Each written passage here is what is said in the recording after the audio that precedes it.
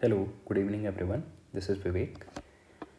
और इस वीडियो के माध्यम से मैं जो एस्पिरेंट्स हैं, ख़ास तौर पे वो जो यूपीएससी से जुड़े हुए हैं, तो उनको बताना चाहूँगा कि ये मैं 2023 के यूपीएससी के मेंस में अपीयर हुआ हूँ और ये मेरा पहला मेंस था। मैं यहाँ इस चीज़ को मेंशन करना चाहूँगा कि इससे पहले के जो मेरे अटैम्प्ट्स थे उसमें पिछले 3 अटैम्प्ट्स में मेरा सीसेट क्वालिफाई नहीं हुआ था और हर बार मेरा जीएस आराम से क्लियर हुआ था, लेकिन सीसेट की वजह से मैं पिछले 3 अगर मैं प्रीलिम्स की बात करूं तो उनको क्वालिफाई नहीं कर पाया था।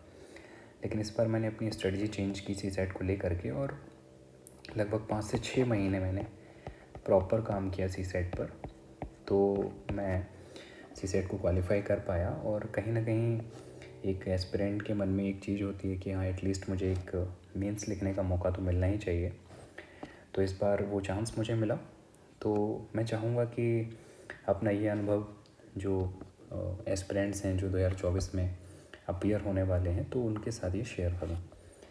और यहाँ मैं एक चीज़ मेंशन करना चाहूँगा कि मेरा जो मीडियम है वो हिंदी मीडियम है और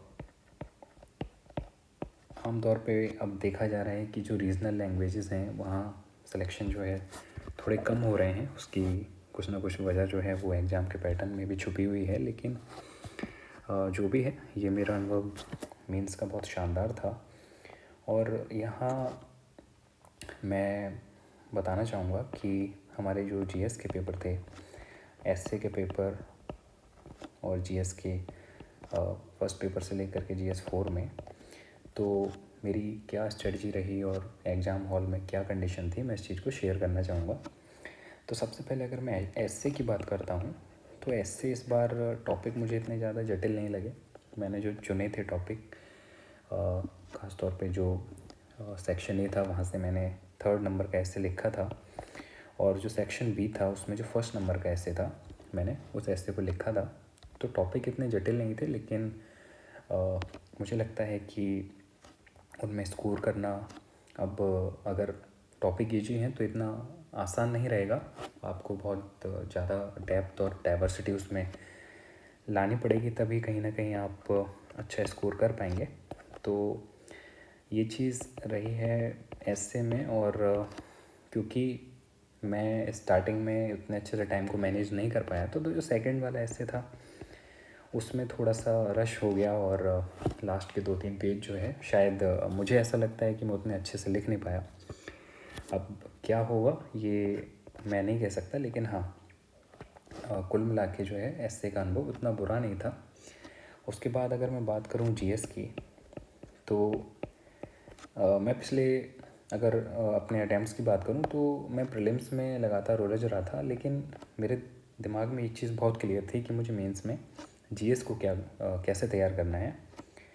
तो मैंने जीएस 1 से लेकर के जीएस 4 तक जो सिलेबस था, सिलेबस का एक एक टॉपिक, एक एक लाइन जो थी वो अपने तरीके से तैयार की थी, और इस तरीके से तैयार की थी कि जो मेंस के क्वेश्चंस आएंगे तो मैं उस टाइम उस पर्टिकुलर टॉपिक पे लगभग 7 से 8 या कुछ मामलों में 10 पॉइंट्स जो हैं वो याद करके रखूं, और क्वेश्चन आए तो मुझे पता हो कि हाँ, उसकी स्टार्टिंग कैसे करनी है, उसको कंक्लूड कैसे करना है। तो ये चीज़ जो है मैंने पहले से तैयार की हुई थी, और जब प्रीलिम्स क्लियर हुआ तो फिर वो नोट्स में जो है बहुत सारी जगहों से अपडेशन भी किया मैंने, तो उसका कहीं ना कहीं मुझे फ़ायदा मिला।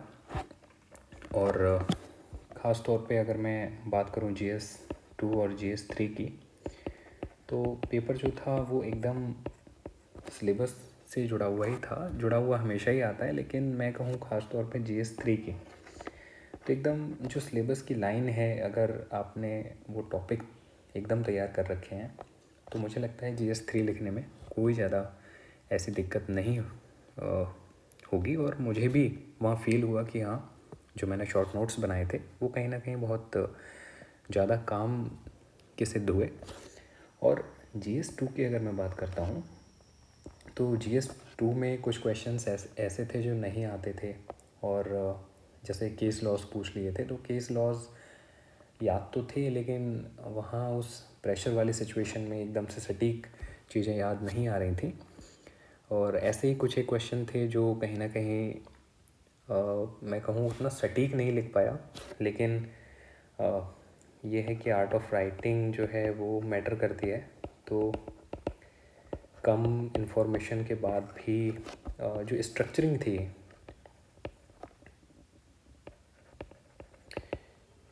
स्ट्रक्चरिंग जो है वो प्रॉपर करने की कोशिश की है जो क्वेश्चंस नहीं आते थे।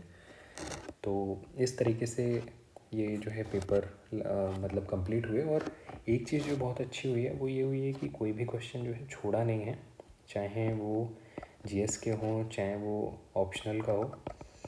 एक भी क्वेश्चन ऐसा नहीं था जो मैं लिखा ना हूँ, या फिर एक ऐसी स्थिति होती है कि हाँ आपकी कॉपी छिन रही होती है, तो ये चीज़ वहाँ पे नहीं हुई। जो 5 मिनट पहले अनाउंसमेंट होता था तो लगभग तब तक मेरा पेपर जो है कंप्लीट हो जाता था। और इसकी वजह ये थी कि प्रीलिम्स के बाद बहुत ज़बरदस्त मैंने प्रैक्टिस की थी आंसर्स लिखने की, और पेपर मेरा 5 मिनट पहले या 10 मिनट पहले कंप्लीट हो, इस तरीके से मैंने कोशिश की थी। और ये चीज़ कहीं ना कहीं एग्ज़ाम हॉल में भी दिखी कि क्वेश्चन जो है वो टाइम से कंप्लीट हुए, और मैं मतलब ठीक टाइम में पेपर को कंप्लीट कर पाया। हाँ, एस्से में ज़रूर दिक्कत हुई। एस्से में भी इसलिए हुई क्योंकि मुझे लगता है पहले एस्से में मैंने टाइम ज़्यादा ले लिया। हालांकि जब मैं प्रीलिम्स के बाद एस्से लिख रहा था तो मैंने कोशिश की थी टाइम मैनेज करने की, लेकिन वहाँ एग्ज़ाम हॉल में पहला पेपर था तो शुरू के 5-10 मिनट मुझे उस माहौल में ढलने में लग गए। तो शायद एक वजह ये रही कि वही 5-10 मिनट का जो डिफरेंस था वो लास्ट के 2-3 पेज में एक प्रॉब्लम, मैं कहूँ कि प्रॉब्लम तो नहीं, लेकिन हाँ राइटिंग जो है वो ऐसी हो गई थी, शायद मैं उतने अच्छे से उसको रिप्रेजेंट नहीं कर पाया चीज़ों को। लेकिन जो भी है फ़िलहाल पेपर्स जो है मुझे लगता है कि अपनी तरफ से मैंने अपना बेस्ट दिया है, और रिज़ल्ट क्या रहता है मुझे नहीं पता। हाँ, एक चीज़ यहाँ पे मैं मेंशन करना चाहूँगा कि GS 1, 2 और 3 यहाँ पे ऐसी कोई मेजर प्रॉब्लम तैयारी के दौरान भी मुझे नहीं थी, लेकिन जब मैं GS 4 पे आया और ख़ास तौर पे जब प्रीलिम्स क्लियर हुआ, तो मैंने क्या किया था कि प्रीलिम्स से काफ़ी टाइम पहले जो थ्योरी वाला पार्ट है, जो आपका केस स्टडी वाले पार्ट से ऊपर का हिस्सा है सिलेबस का, वो तो मैंने अच्छे से तैयार किया हुआ था, लेकिन मैंने केस स्टडी कभी लिखने की कोशिश नहीं की थी।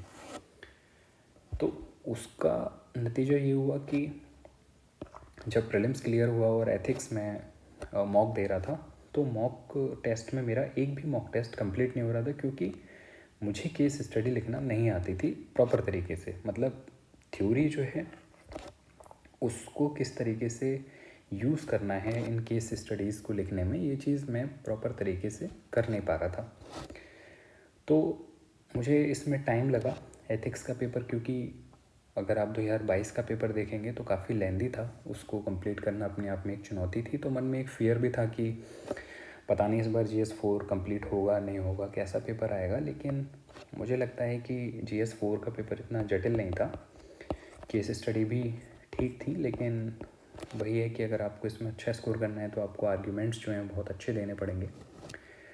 तो मैंने भी अपनी तरफ से बेस्ट किया है, और यहाँ मैंने जो काम किया वो ये था कि किसी कोचिंग वगैरह से ऐसी गाइडलाइंस वगैरह, तो मतलब जो भी है आप कहो कि गाइडेंस जो है वो नहीं लिया ऐसा प्रॉपर। लेकिन हाँ, यूट्यूब पर मैंने काफ़ी चीज़ें देखी, और यूट्यूब पे सत्यम जैन सर का जो अंडरस्टैंड यूपीएससी चैनल है, वहाँ से मुझे बहुत हेल्प मिली। और उसमें ये था कि सत्यम जैन सर ने जिस तरीके से टॉपर्स कॉपी दिखाई थी, और ख़ुद भी उन्होंने कई मामलों में गाइड किया था, कुछ एक वीडियोस जो उनके चैनल पे हैं, तो वहाँ से मैंने चीज़ों को सीखा और डेली जो है लगभग 15 दिनों तक डेली जो है 2 घंटे मैं केस स्टडीज़ लिखता रहता था, क्योंकि आम तौर पे मुझे नहीं समझ में आ रहा था कि इसमें एथिकल डायलेमास जो हैं किस तरीके से लिखूँ, स्टार्टिंग कैसे करूँ,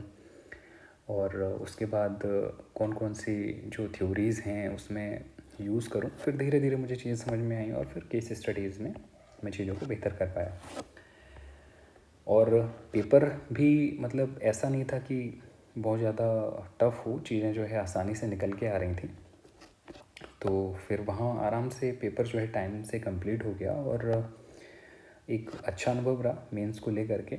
और यहाँ क्योंकि क्वालिफाइंग पेपर था प्रीलिम्स में सीसेट, तो सीसेट में मैं क्वालिफाई नहीं कर पा रहा था, तो यहाँ जो अपने लैंग्वेज के पेपर थे मेंस में, हिंदी और इंग्लिश, तो हिंदी का तो नहीं लेकिन हाँ जो इंग्लिश का पेपर था मैं उसको बिल्कुल भी लाइटली लेना नहीं चाहता था, क्योंकि मुझे ये था कि ऐसा ना हो कि कहीं इसी में गड़बड़ हो जाए। तो फिर मैंने इंग्लिश पे लगभग ये था कि लगभग 4-5 दिन मैंने थोड़ी सी ग्रामर पढ़ ली थी, ताकि ग्रामर में कुछ एक मतलब ऐसी मिस्टेक नहीं होनी चाहिए। बाकी इंग्लिश में निबंध लिखना और ये सब चीज़ें इतनी टफ नहीं थी। प्रेसी जो है वो थोड़ा सा जटिल आई थी, लेकिन ऐसी कोई ख़ास दिक्कत नहीं हुई उसको लिखने में। तो यहाँ पे मेरा जो अनुभव था वो बहुत ही अच्छा था। और कुल मिला के जो थी चीज़ें वो इस चीज़ पे थी कि आपने पहले से शॉर्ट नोट्स तैयार किए हैं या नहीं किए हैं, क्योंकि एट द एंड यही चीज़ें काम आती हैं। और जो मेरे दोस्त मेरे साथ प्रीलिम्स क्वालिफाई किए थे, तो उनके साथ एक मेजर मुझे प्रॉब्लम लग रही थी, वो ये थी कि उनने सिलेबस को तैयार नहीं किया था और शॉर्ट नोट्स उनके पास नहीं थे, तो वो इधर उधर से जो है शॉर्ट नोट्स की जुगाड़ कर रहे थे। और मुझे नहीं पता कि वो कितना हेल्पफुल रहता है, लेकिन जो भी एस्पिरेंट्स हैं वो उनसे मेरी एक रिक्वेस्ट रहेगी कि अगर आप 2024 का अटैम्प्ट्स देने का विचार बना रहे हैं, तो चाहे आपका ऑप्शनल हो या आपकी जीएस हो, आप लोग प्लीज़ मेंस के सिलेबस को एकदम आप कह सकते हो कि आप गीता, कुरान, बाइबल मान के रखिए और शॉर्ट नोट्स तैयार कीजिए। और उसके लिए आप गूगल पे आप एज इट इज़ टॉपिक वो जो है वो सर्च करिए, आपको दुनिया भर की वेबसाइट्स मिलेंगी। कुछ एक वेबसाइट्स हैं, चाहे वो दृष्टि आईएएस की हो या फोरम आईएएस की हो, तो वहाँ से आप चीज़ों को इकट्ठा कीजिए। और बहुत ही मतलब जितना आप कंसाइज कर पाएंगे चीज़ों को, उतना ही आप जो है एग्ज़ाम कंडीशन में उन चीज़ों को डिलीवर कर पाएंगे, अच्छे ढंग से रिवाइज़ कर पाएंगे।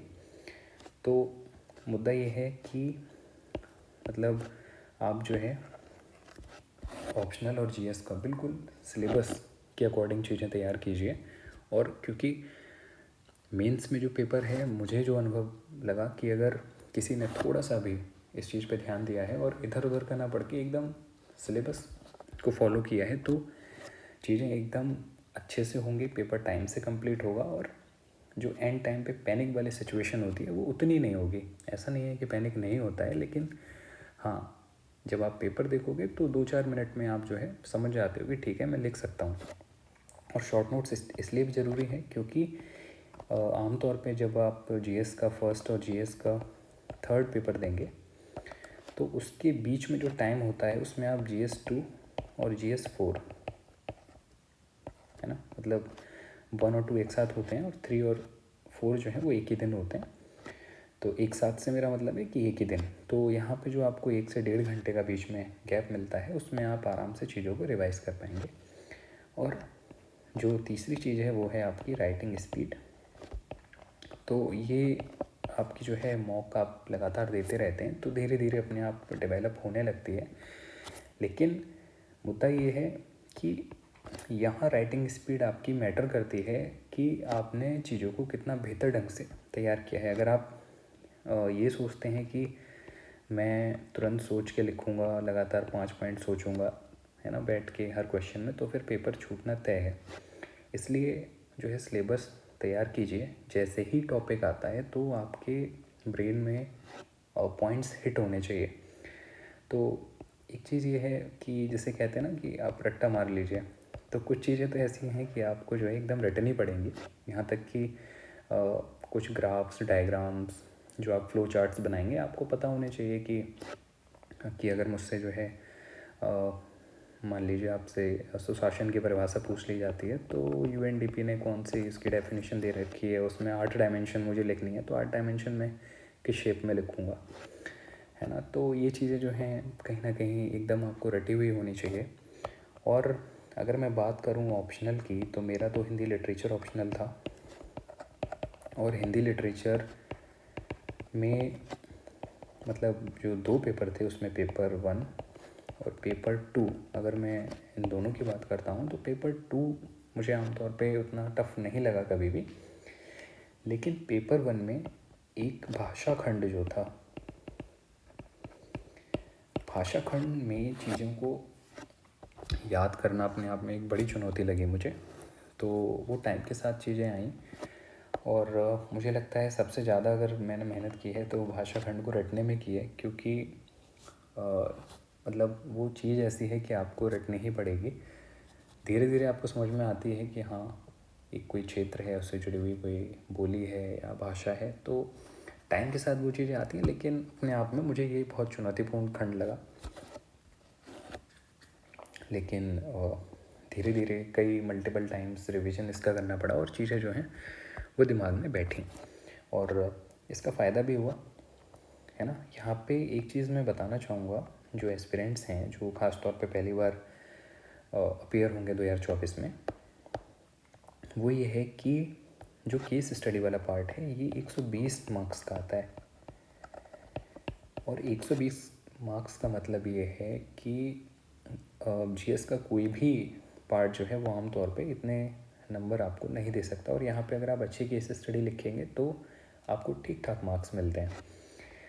तो उनसे ये रहेगा कि आप जीएस 4 को जो है जब तैयार करें तो प्लीज़ केस स्टडी एक बार मतलब अच्छे से समझ जाएं कि लिखनी कैसे है, और इसके लिए आप हेल्प ले सकते हैं। मतलब मैंने तो यूट्यूब से हेल्प ली, और यूट्यूब में जो है अंडरस्टैंड यूपीएससी चैनल जो सत्यम जैन सर चलाते हैं, वहाँ से मुझे बहुत ज़्यादा हेल्प मिली।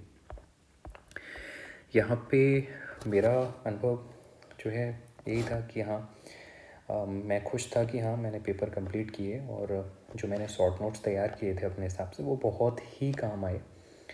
राइटिंग स्पीड में मतलब बढ़ा पाया, और कहीं ना कहीं जो एक चीज़ सबसे इम्पॉर्टेंट रही वो ये थी वो कि हाँ, आपको अपना पोटेंशियल समझ में आता है कि हाँ मेरे पास ये पोटेंशियल है और मैं इतना लिख सकता हूँ और कर सकता हूँ। तो ये मेरा अनुभव था मेंस को लेकर के। और यहाँ मैं एक चीज़ मेंशन करूँगा, वो ये है कि सीसेट जो है वो रीजनल लैंग्वेज के जो एस्पिरेंट्स हैं उनके लिए कहीं ना कहीं एक बड़ी चुनौती है प्रीलिम्स में। तो मैंने इस बार मतलब 5-6 महीने क्या काम किया, और एग्ज़ाम हॉल में 2 घंटे में जो मेरा प्लान था उसको मैंने कैसे एग्जीक्यूट किया, तो उस बारे में मैं एक सेपरेट वीडियो बनाना चाहूँगा। क्योंकि मैं नहीं चाहता कि कोई भी एस्पिरेंट जो है ना वो सीसेट की वजह से 3 साल अपने बर्बाद करे। मतलब बहुत दुखद होता है कि आप जीएस लगातार क्लियर कर रहे हो और सीसेट में आप लगातार फेल हो रहे हो, और वो भी ख़ास तौर पे तब जब आप साइंस और मैथ्स के स्टूडेंट रहे हो। मतलब आप ग्रेजुएट हो जिसमें आपका मैथमेटिक्स और साइंस रहा हो, लेकिन उसके बावजूद भी आप जो है सीसेट क्वालिफाई ना कर पाओ, तो ये बहुत ही दुखद है। आपको मतलब मैं बताऊं कि अंदर से आपको बहुत ज़्यादा दुख होता है कि ऐसा होना तो नहीं चाहिए, और एक अब लंबा टाइम जो है इस तैयारी में आप अपना खो देते हो। लेकिन इस बार मैंने सोच लिया था कि चाहे कुछ हो जाए मैं सीसेट में फ़ेल तो नहीं होऊंगा, है ना। तो 5-6 महीने मुझे टाइम लगा, और 5-6 महीने इसलिए क्योंकि लगभग मैंने बांध लिया था टाइम कि मुझे जो है 2 बजे से 5 बजे तक कुछ और करना ही नहीं है, 2 से 5 मुझे सीसेट ही करना है। तो वो चीज़ कहीं ना कहीं बहुत ज़्यादा हेल्पफुल रही, और मैंने क्या स्ट्रेटजी अपनाई तो एक छोटी सी वीडियो मैं बनाना चाहूँगा। और जो भी एस्पिरेंट्स जो हैं वो अगर ऐसी कोई समस्या उनके साथ हो रही है कि वो सीसेट में मल्टीपल टाइम्स फेल हुए हैं, तो हो सकता है कि कुछ एक पॉइंट्स जो हैं वो काम आ जाएं उनके। तो बस इस चैनल और इस वीडियो के माध्यम से मेरा प्रयास यही था कि मतलब बहुत सारे चैनल्स हैं, बहुत सारे मतलब महारथी लोग हैं इस फील्ड से जुड़े हुए। तो मेरा अनुभव इतना ज़्यादा नहीं है, वो लोग आपको बताते हैं कि सफल कैसे होना है, लेकिन मेरी कोशिश ये रहेगी कि मैं आप लोगों को ये बता पाऊँ कि आप फेल होने से कैसे बचो, है ना, चाहे वो सीसेट हो या फिर मेंस हो।